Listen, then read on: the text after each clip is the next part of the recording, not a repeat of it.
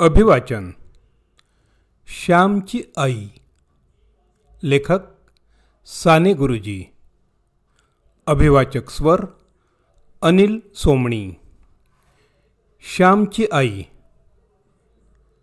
प्रस्तावना. पवित्र वस्तूला प्रस्तावनेची काय जरुरी? सुंदर सुगंधी वस्तूचा परिचय कशाला करून द्यायला पाहिजे? श्यामची आई हे पुस्तक सुंदर, सुगंधी व सुरस आहे की नाही ते मला माहीत नाही, परंतु पवित्र आहे असं मी विनयाने म्हणू शकतो. हृदयातील सारा जिव्हाळा इथे ओतलेला आहे. या गोष्टी लिहित असताना माझे डोळे शतवार ओले झाले होते. हृदय गहिवरून व उचंबळून आले होते. माझ्या हृदयात मातेबद्दलच्या असणाऱ्या प्रेम, भक्ती व कृतज्ञता यांच्या अपार भावना श्यामची आई वाचून जर वाचकांच्या हृदयातही उत्पन्न होतील तर हे पुस्तक कृतार्थ झाले असं म्हणता येईल. हे पुस्तक वाचून वाचकांचे डोळे व वाचकांचे हृदय ही जर कोरडीच राहतील तर हे पुस्तक त्याज्य, व्यर्थ व नीरस समजावे. तुरुंगात असतानाच या रात्री मी लिहिल्या. दिवसा काम करावे, रात्री जगन्माता, भारतमाता व जन्मदात्री माता यांच्या विचारात रंगावे असे तेथे चाललेले होते. तुरुंगात मात्र मित्रांना या रात्री आवडल्या. त्यांना वाचून दाखवित असता तेही रडले व मीही रडलो. बाहेरही ज्या ज्या माझ्या अनेक बंधुभगिनींनी या रात्री वाचल्या असतील त्यांनाही तसाच अनुभव आला. मुलांसाठी चाललेले शालापत्रक हे जे सुंदर मासिक, त्यातून यातील काही थोडा भाग प्रसिद्ध करण्यात आला होता. शालापत्रकाच्या संपादकांना अनेकांची पत्रे आली व या सरळ, सहृदय व भावनोत्कट गोष्टींची त्यात स्तुती होती. या सर्व प्रकारामुळे धीर येऊन मी हे पुस्तक प्रसिद्ध करावयास दिले.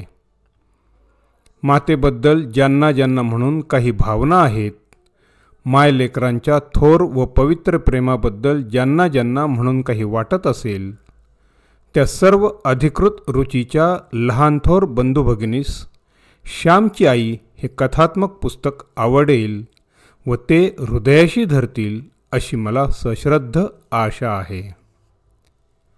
या 42 रात्रीतील 36 रात्री नाशिक तुरुंगात लिहिल्या होत्या. बाहेर आल्यावर 9 रात्री लिहिल्या. एकूण 45 रात्री व्हावयाच्या, परंतु 3 रात्री काही कारणांमुळे मी सध्या वगळल्या आहेत. नाशिक तुरुंगात 9/2/33 गुरुवारी या रात्री लिहावयास मी सुरुवात केली व 13/2/33 सोमवारी पहाटे त्या संपविल्या. 5 दिवसात दिवसा काम करून उरलेल्या वेळात रात्री आणि पहाटे मिळून हे पुस्तक मी लिहून काढलं. हृदय भरलेलेच असे. भराभरा शाईनं कागदावर ओतायचे एवढंच उरलेले असे. हे पुस्तक वाचून कोणी माझे चरित्र बनवू नये. जरी या सत्यकथा आहेत तरी त्यात किंचित एखादी व्यक्ती, एखादा प्रसंग, एखादा उद्गार काल्पनिक असण्याचाही संभव आहे. मातेचा महिमा हे या पुस्तकातील मध्यसूत्र आहे. त्याबरोबरच सुसंस्कृत व बालबोध घराण्यातील साध्या, सरळ व रम्य संस्कृतीचे चित्रही यात आलं आहे. श्यामच्या आईच्या आठवणी देताना श्यामच्या गोष्टी यावायच्याच. पुष्कळांना असे वाटत असेल की या श्यामच्याच गोष्टी आहेत, परंतु त्या गोष्टीतून शेवटी मातेचे प्रेमच बाहेर पडलेले दिसेल. झाडाचा सारा फांद्या पानांचा विस्तार वर येणाऱ्या 10-20 फुलाफळांसाठी असतो. त्याप्रमाणे श्यामच्या हालचालींची सारी हकीकत त्यातून शेवटी बाहेर पडणाऱ्या अमृतमय अशा मातेच्या प्रेमासाठी आहे. आईचा एखादा उद्गार, एखादा शब्द सांगण्यासाठी श्यामला स्वतःच्या कृत्याची व सभोवतालच्या परिस्थितीची कल्पना देणे भाग पडे. या पार्श्वभूमीवर तो आईचा एखादा उद्गार चितारी. अनंत निळ्या आकाशाच्या पार्श्वभूमीवर लहानसा चंद्र मिरवतो, त्याप्रमाणे श्यामच्या स्वतःच्या कथांच्या पार्श्वभूमीवर हा मातृप्रेमाचा चंद्र मिरवत आहे. श्यामला स्वतःचा मोठेपणा किंवा प्रौढी सांगावायची नसून आईची प्रेममय शिकवणच त्याला प्रकट करावायची आहे. आईला पूर्णपणे प्रकट करण्यासाठी म्हणूनच स्वतःला त्याने प्रकट केले आहे. त्याचे प्रकट होणे म्हणजे ते त्याच्या मातेचेच प्रकट होणे होय.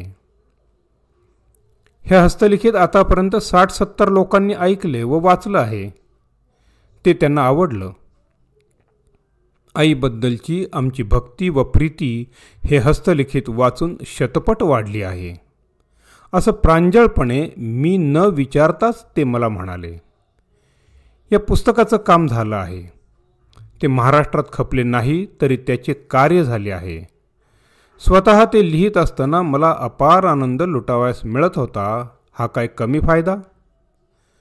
परंतु मी आसक्तिमय आशा बाळगून राहिलो आहे की श्यामची आई घरोघरी जाईल.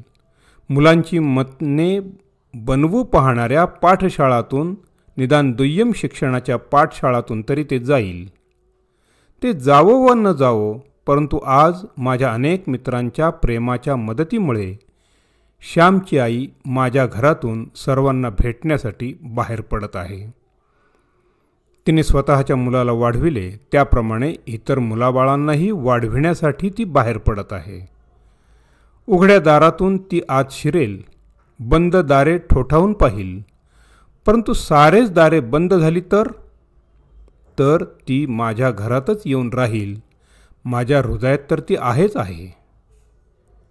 दास नवमी शके 1857 सन 1935 पुणे 2 साने गुरुजी. धन्यवाद.